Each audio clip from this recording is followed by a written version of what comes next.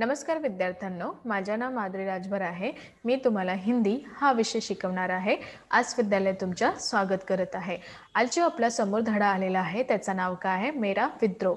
काय आहे तिचं नाव? मेरा विद्रोह. आणि हा धडाचा हा तिसरा सीझन आहे.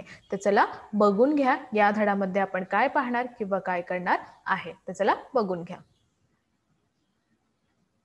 बघा, तुमच्या समोर आता धडा आलेला आहे. नीटप्रमाणे ऐकून घ्या. मुझे याद है कि 5वीं कक्षा में 7वीं पोजीशन लाने के बाद 6ठी कक्षा में मैं मेहनत करके थर्ड आया था। सोचा था पिछले साल से अच्छे नंबर लाने पर पिताजी खुश होंगे, पर वो रिपोर्ट देखते ही खिजे थे। इथे काय म्हणाले आहे मुलगा, की मला आठवण आहे. काय आहे? मला आठवण आहे की जेव्हा मी 5वी कक्षातून 7वी पोझिशनमध्ये आलेला होता. जेव्हा मी 5वी कक्षातून 7वी पोझिशनमध्ये आलेला होता आणि त्यानंतर मी 6वी कक्षातून मेहनत करून 6वी कक्षातून खूपच परिश्रम करून किंवा मेहनत करून थर्ड आलेला होता. किती आलेला होता? थर्ड आलेला होता. मला असा विचार आला, मी असा विचार करले किंवा असा विचार आला की मागच्या साल मी खूपच चांगल्या नंबरातून मला खूपच चांगले नंबर आलेला आहे, तर माझे वडील खुश होणार, माझे वडील जे आनंदी होणार. परंतु ते माझा रिपोर्ट पाहतानाही माझ्यावर चिडलेले होते. काय केलेले होते? चिडलेले होते. माझा रिपोर्ट म्हणजे माझा रिझल्ट, माझा निकाल पाहताना ते खूपच चिडलेले होते. चाहे कितना भी घोलकर पिला दो, पर तू रहेगा थर्ड का थर्ड ही. त्याने काय सांगितले मला?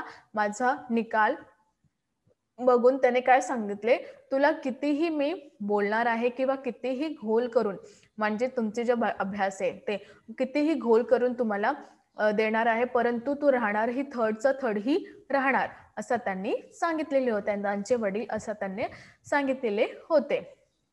मेरा मन अपमान से तिलमिला गया आणि त्याच वेळी माझा जो मन होता ते अपमानातून खूपच तिलमिल झालेला होता. सोचा चीख कर कहूं अगले साल में फेल हो जाऊंगा फेल. आणि त्याच वेळी मला असं वाटलं की खूपच जोरातून मी ओरडू की नंतर जे पुढच्या वर्षी आहेत तेव्हा त्याबद्दल मी फेल होणार फेल, असं जोरात मी सांगू, असं त्यांच्या मनात आलेला होता. अक्सर पेपर देखकर लौटने पर इम्तिहान का बोझ टलने की खुशी में उमंगता से घर लौटता तो बैठक में ही पिताजी मिलते. जेव्हा मी पेपर देऊन घरी येतात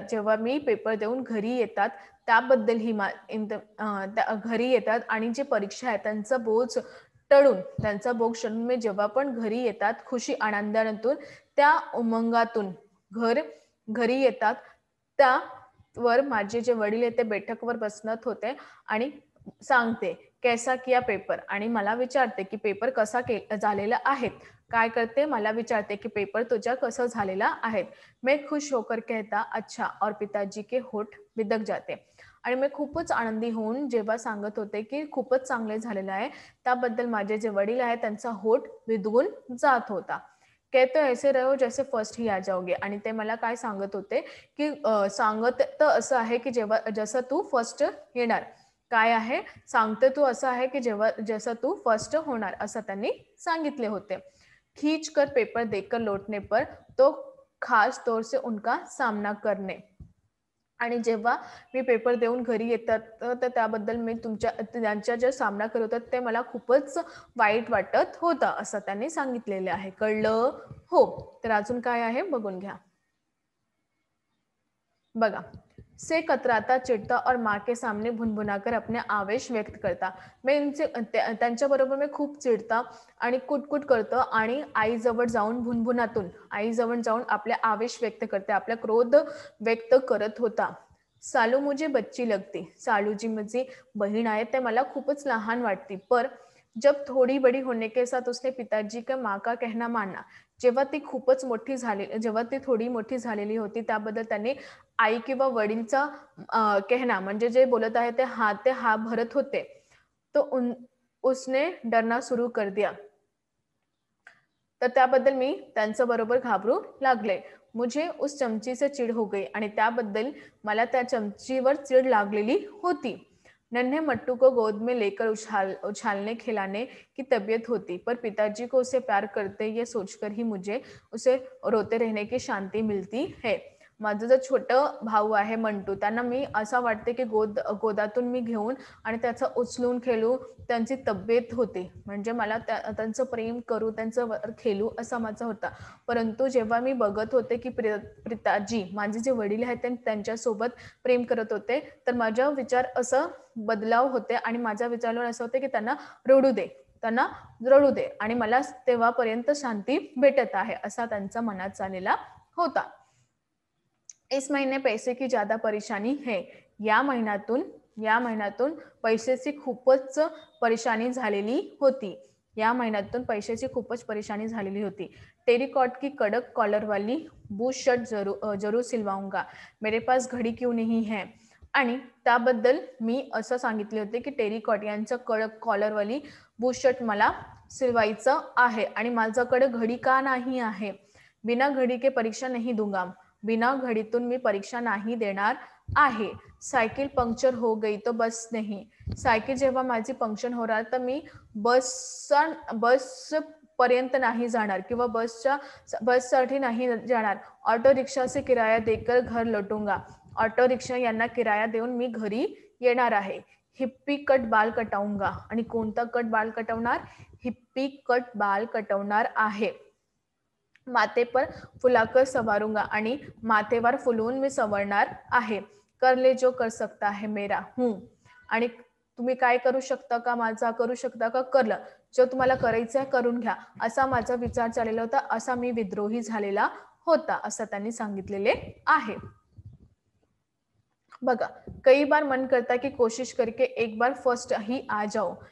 असा माझ्या मनात खूपच विचार होता की खूपच परिश्रम करून मी फर्स्ट ही येणार. लेकिन तभी अंदर से कोई चीखता. आणि त्यापर्यंत आतातून कोई चीखत म्हणजे खूपच जोरात ओरडते. नहीं ये पिताजी की जीत हो जाएगी. हा वडीलचा माझं जीत होणार. हा माझे वडील जिंकणार. जेव्हा मी फर्स्ट येणार तेव्हा माझा पहिला येणार. जेव्हा मी पहिला होणार तेव्हा माझे वडील जिंकणार. वे इसी अपनी उपलब्धी समजेंगे. आणि यांनाही ते आपली उपलब्धी समजणार आहे. माझ्या मनात असं होतं की यांनाही ते आपली उपलब्धी समजणार आहे. और खुश भी तो होंगे. आणि खूपच आनंदी होणार. मेरा उनकी खुशी से क्या वास्ता. माझ्या त्यांची खुशी, माझ्या त्यांची आनंदीवर काय वास्ता आहेत का, नाही आहे. अब उनका और कुछ वश नहीं चलता. आता त्यांचा और काहीही वश नाही चालत होता असं त्यांनी सांगितलंय की त्यांचं काहीही वश चालत नव्हता. माँ सुनकर अब उनका कोई वश नहीं चलता. माँ को सुनकर दहाड़ते हैं. जेव्हा आई ऐकतं तेव्हा ते खूपच जोरात ओरडते. ठीक है मत पढे लिखे, करे सारे दिन मटर गस्ती. आणि सांगत होते चांगलं ज्या नाही पळू द्या, नाही अभ्यास करायचा, करे दे त्याला सगळं दिवस मटर गस्ती असं त्याने सांगितले. मे बी इस इम्तिहान के बाद किसी कुली कबाड़ी के काम पर लगा देता हूँ. मी पण असं हा परीक्षा झालेल्याबद्दल त्यांना कुठे कुडी कहाडी असं कामावर लावणार आहे असं त्यांचं बोलणं होतं. तर याप्रमाणे त्याने खूपच चांगले प्रयास केलेले होते की मी फर्स्ट येणार की काही करणार, पण असं झालेला नाही होता. तर अजून काय आहे बघून घ्या. बघा, ये देख लीजिए, अभी नुक्कड़ की दुकान पर कुछ खरीदने आया ही था कि अचानक पिताजी की सड़क से गुजरते दिखे. आता मी आलेला होता घरीच्या नुक्कडच्या दुकानावर काही खरीदासाठी. तेव्हा अचानक ही वडील माझे तिथे आले आणि सडक यातून ते चालत होते. जानता हूँ घर पर पहुंचकर खूप गरजेंगे दहाडेंगे. मला माहित आहे की ते घरावर जाऊन मला खूपच ओरडणार किंवा बोलणार आहे. लेकिन बाहरी दरवाजे पर आकर सन्न रह जाता हूँ. जेव्हा मी आलेल्या आहेत बाहेरी दरवाजावर त्यांना पाहून मी खूपच सन्न झालेला होता. त्यांनी काय पाहिलेले आहे चला बघूया. पिताजी को लगा कि उनके बेटे का भविष्य बर्बाद हो गया है. जसं त्यांनी मला पाहिलेले होते त्याबद्दल त्याला असं वाटले होते की त्यांचा जो मुलगा आहे त्यांचं भविष्य खूपच बर्बाद झालेला आहे, म्हणजे खराब झालेला आहे. त्यांना असं वाटत होते. ये सोचकर वो गलियारे में खड़े खड़े दीवार से कोहनिया टिकाए निशब्द कतार रो रहे थे. हा विचार करून जसं मी पाहिले की त्यांचं गलियारावर उभे राहून ते दिवारातून कोहनी म्हणजे दिवारातून हात लावून टेकाय म्हणजे त्यांना टेकून निशब्द म्हणजे काही बोलताना एक कतारातून म्हणजे एक कतारातून रडू लागले, जोर जोरातून ओरडू लागले आणि रडू लागले. मैं सन्नाटे में खिंचा अवाक खड़ा रह जाता हूँ. जेव्हा मी ह्या बघितले, जेव्हा मी निशब्द होऊन किंवा तिथे उभे राहिला होता. पिताजी का ऐसा बेहद निराश आकुल व्याकुल रूप मैंने इसके पहले कभी भी नहीं देखा था. माझे वडीलचा हा जे बेहद निराशा आकुल वाकुल हा रूप मी पहिलाही बघितलेले होते आणि कधीही असा मी बघितलेले नव्हते. जिंदगी में पहली बार मैंने अपने पिता को इतना विवश और इतना व्यथित और इतना बेबस देखा. तो क्या पिताजी पहले भी कभी ऐसे ही अवश मजबूरिया के बीच रोए होंगे मुझे लेकर.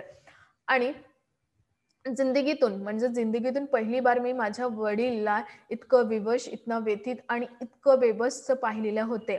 आणि माझे वडील पहिलाही कधीही असं अवश्य मजबुरी आणि या विचारातून रडलेले होते. मला असं वाटतं मला असं वाटत होते.